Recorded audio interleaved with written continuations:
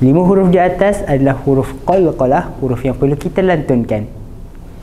Ab, aj, ad. 3 huruf di atas perlu dilantunkan dengan suara yang nipis. Aqa, apa. 2 huruf ni perlu dilantunkan dengan suara yang tebal. Tuan-tuan dan puan, jom kita sama-sama berlatih cara sebutan huruf qalqalah ni.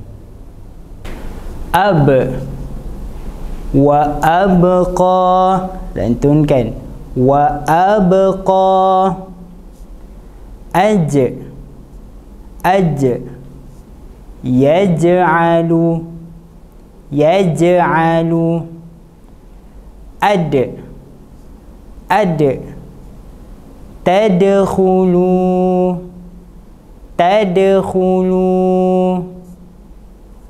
Aqa, aqa, aqlamin, aqlamin.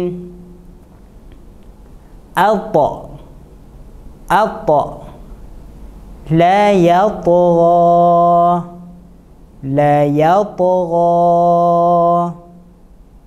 Ataupun contoh yang lain, lam yalid wa lam yulad. Tuan-tuan dan puan, cuba teka bacaan mana yang betul untuk kalimah ni.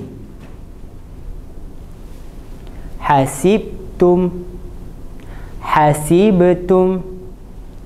Cuba komen di ruangan komen. Semoga bermanfaat. Malu mengaji. Ingat kami, ingat KMP.